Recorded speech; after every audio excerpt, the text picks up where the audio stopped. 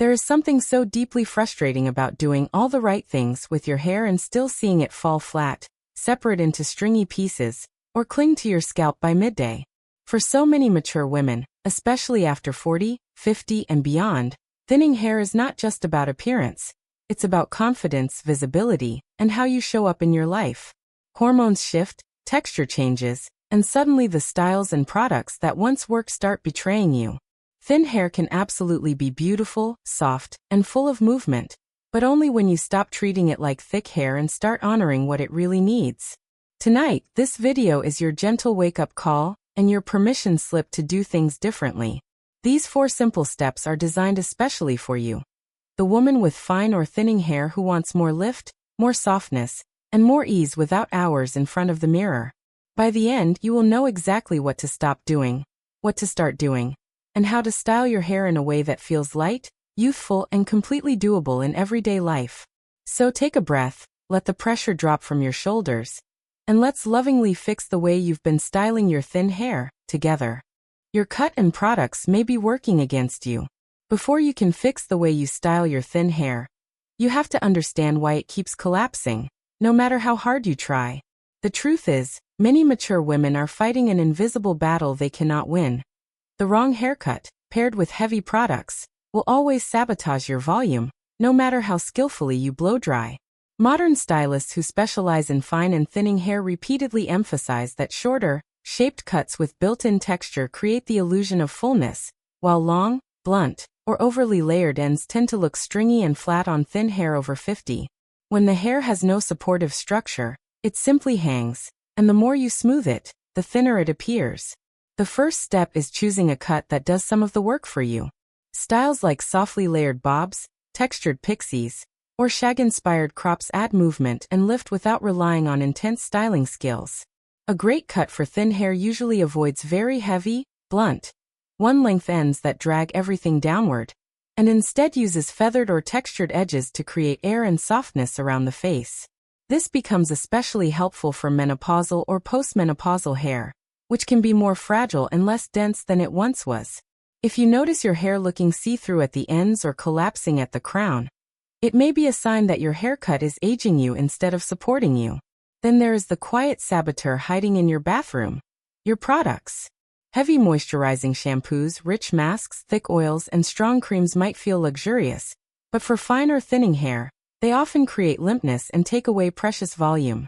Hair experts warn that using products designed for dry, coarse, or highly textured hair on naturally fine strands weighs them down, making them appear even flatter and thinner. Instead, they recommend lightweight volumizing shampoos and conditioners, as well as root-lifting foams and sprays that boost the hair at the base without clogging it with residue. The goal is always the same: clean, light, airy hair that holds a shape, not hair coated in product that collapses under its own weight. As you listen to this, you might already sense that your cut and products are not really designed for your hair today, but for the hair you had 10 or 20 years ago. That realization is not a failure. It is an awakening. The moment you choose a shape that supports your fine texture and switch to lighter, volumizing formulas, you give your hair permission to rise again. And as your hair rises, so does something much more important: the way you feel when you look at yourself in the mirror each morning. Stop crushing your volume in the shower and with your towel. The second step to fixing how you style your thin hair begins long before a brush or blow dryer ever touches your head. It starts in the shower and the few minutes immediately afterward, where so many women unknowingly crush the very volume they are trying to create. Thin hair responds dramatically to how it is washed, conditioned, and dried, and small changes in this early stage can create big differences in lift, fullness, and longevity throughout the day. Hair professionals recommend using a volumizing or bodybuilding shampoo and focusing it on the scalp, where oil and buildup collect. For fine or thinning hair, this is essential because excess oil at the roots weighs strands down and causes them to separate into flat, see-through sections. When you massage the scalp gently with your fingertips or a soft scalp brush, you are not only cleansing but also encouraging circulation, which can help keep the scalp healthier over time. Conditioner, on the other hand, belongs mainly on the mid-lengths and ends, never heavily at the scalp, especially if you struggle with limpness. Choosing a light, volumizing conditioner and applying it sparingly prevents the roots from becoming slippery and heavy before you even begin styling. What happens the moment you step out of the shower matters just as much. Thin hair is delicate when wet, and wrapping it tightly in a heavy towel or twisting it into a turban flattens the roots and stresses the strands. Some stylists point out that tying hair back while it is wet not only compresses volume at the crown, but can also weaken already fine strands over time. Instead, gently squeeze out the water with a soft microfiber towel or an old cotton t-shirt, pressing rather than rubbing to reduce frizz and breakage. Leaving hair soaking wet for too long can also make achieving lift more difficult later, so aim to move into your styling routine while the hair is still damp but not dripping. This is also the perfect moment to apply your root lifting products. For thin hair, experts often suggest foams, mousses, or sprays designed specifically for the roots, applied to towel-dried hair in small sections around the crown. When these products are worked in while the hair is damp and still malleable, they help create structure and support from the base up, rather than weighing down the lengths. Think of this step as setting the foundation of a house. If you skip it or rush through it, everything you build afterward will struggle to stand. By changing how you treat your hair in those first few minutes after washing, choosing lighter formulas, avoiding heavy twisting towels, and giving your roots the support they need, you stop fighting against your own routine. Instead, you create an environment where your hair can naturally lift, separate softly, and hold its shape with far less effort. And that is what this journey is really about. Less struggle, more ease, and styling that works with your hair instead of against it. Blow dry the smart way, not the hard way. The third step is where many women both work the hardest and lose the most volume. The blow dry. For thin hair, the goal is not just to remove moisture, but to build a gentle scaffolding of lift at the roots while keeping the ends soft and light. Hair educators who specialize in fine hair repeatedly share that the way you position your head, your brush, and even the direction of airflow can be the difference between fluffy, lasting volume and hair that's flat by lunchtime. The good news is that you do not need advanced skills to get this right. You just need a kinder, smarter approach. Start by rough drying your hair with your head flipped upside down or tilted, using your fingers to gently lift the roots while directing the airflow from underneath. This step removes a large portion of the moisture, while encouraging the roots to stand away from the scalp, instead of drying plastered flat against it. Stylists frequently warn against brushing too much while the hair is very wet, because dragging a brush through can stretch and stress fine strands while also smoothing away the volume you are trying to build. Once your hair is about 70 to 80% dry, that is the perfect time to bring in a round brush or a blowout brush to shape the style and refine the movement. When working at the crown, lift sections straight up or slightly forward with your brush, then direct the heat at the base from below to puff the roots up before smoothing the lengths. Many experts also emphasize the power of the cool shot. Once a section is dry and lifted, use the cool setting on your dryer to set it in place before you let it fall. This helps lock in volume so it lasts longer and doesn't immediately collapse into your usual flat pattern. Another small but important detail is to avoid over-smoothing the sides of your hair, especially near the cheeks and jawline. For thin hair, too much sleekness at the sides can make the whole shape look narrow and lifeless, so think soft and lifted, rather than pin straight and flat. For waves or curls, a diffuser can be a gentle ally. Used with low heat and low airflow, it supports your natural texture without blowing it apart or roughing up fragile strands. And no matter your texture, always remember to use a lightweight heat protectant to shield thin hair from damage that can make it even more fragile and sparse over time. The heart of this step is simple. You are not trying to force your hair into submission. You are trying to coax it into its most flattering shape. With a kinder blow-dry technique, your hair can look fuller for longer, and you spend less time fighting stubborn flat spots. That freedom, to style with less strain and more ease, is what makes thin hair feel less like a problem and more like a soft, manageable part of who you are. Use light, targeted styling instead of heavy fixes. Step 4 is about how you finish your hair. The small touches that either keep your volume alive or quietly smother it. Many women with thin hair reach for strong hairsprays, thick serums, and layers of shine products in the hope of making their hair look polished and done. Unfortunately, stylists who specialize in fine hair repeatedly note that heavy finishing products are one of the biggest reasons thin hair goes limp, separates, and looks even sparser than it really is. Thin hair needs support and texture, not weight and stiffness. Instead of coating the hair, professionals suggest using lightweight stylers with a very specific purpose.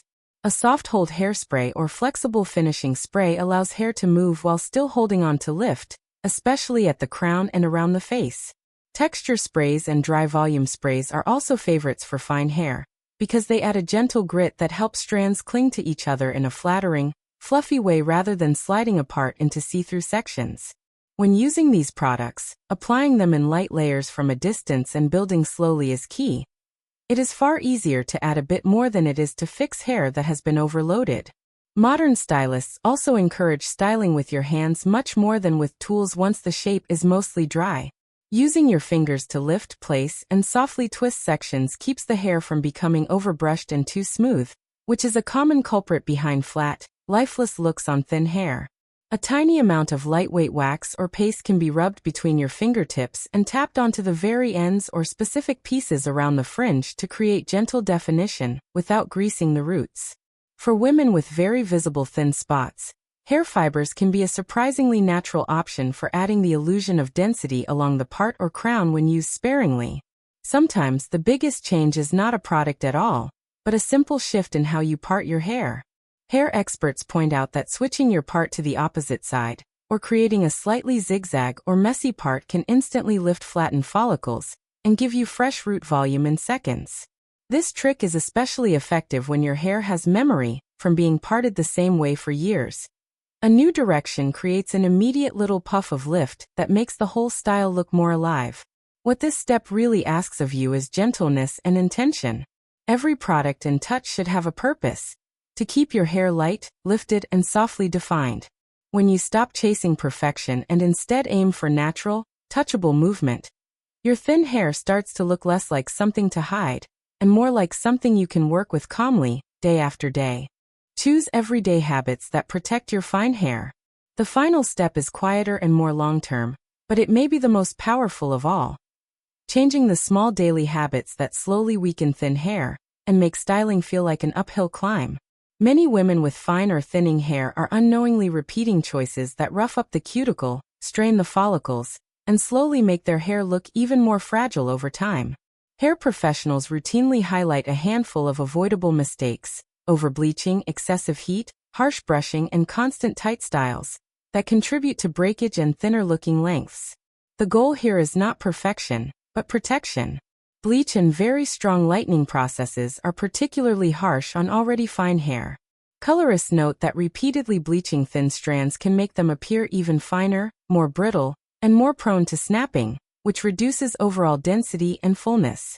If you love being lighter, consider softer highlighting techniques, gentler formulas, or slightly deeper shades that preserve more of your hair's strength while still brightening your overall look.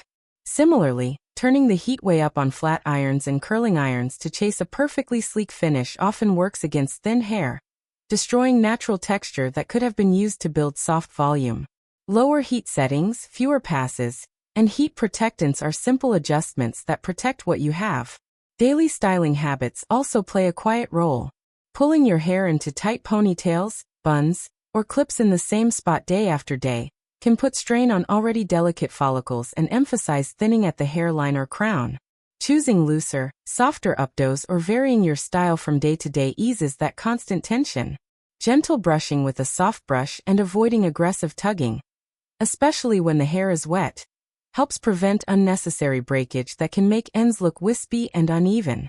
On wash days, make time to dry your hair at least partially rather than constantly tying it back when it is soaking wet, which can flatten the roots and stretch fragile strands.